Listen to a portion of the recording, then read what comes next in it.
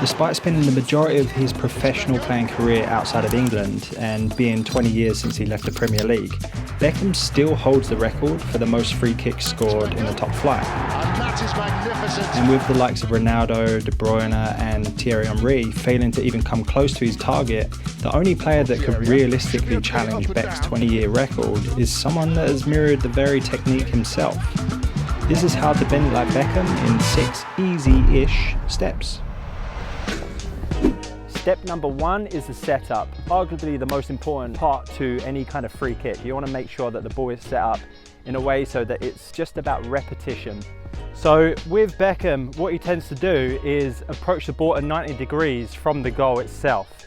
And you're going to take 4 to 5 steps back, and then he tends to lead with the left foot. And I think this is more just a pose, to be honest. Step number 2 is very easily missed. It's his S shape that he approaches the ball, the run up.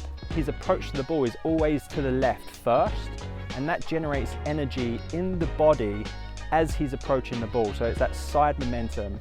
Imagine like an apex of a corner, like a Formula 1 car. Before they turn right, they turn left into the corner, and it's that nice transfer of energy around the bend. It's essentially what David Beckham is doing as well.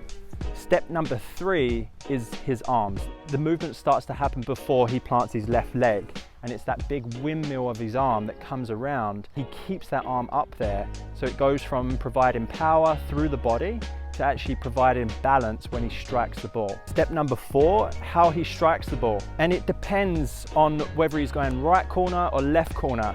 The interesting part is that his run up is typically the same regardless of what side, so it's really hard to predict for the goalie of what direction he's going to go. The only difference that he makes is how he shapes his foot. Starting with the shot to the right hand side, he places his standing foot at a 45-degree angle to the goal. He then opens up his right foot, connecting with the instep of his boot, right sort of on these knobbly bits on my boot. And he maintains that open foot position as he connects with the ball and into the follow through. With the left-sided shot, the same standing leg position and part of the boot is used, but rather than keeping the foot open, he closes his foot and wraps it around and over the ball to generate that whip and topspin.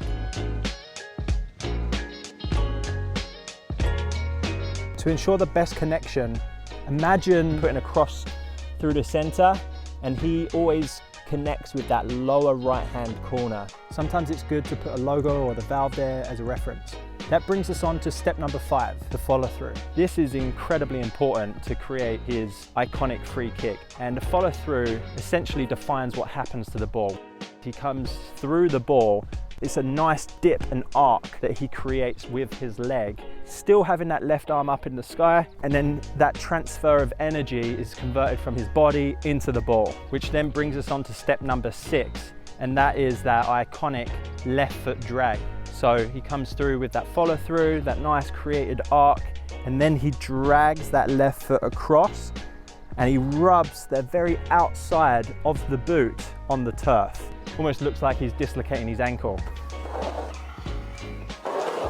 So whilst this is a powerful tool to add to your game to make you a better, well-rounded player, being aware of some of your shortcomings that are affecting your game is perhaps equally as important. And this video right here brings to light some of the attributes that you should probably look to remove from your game once and for all.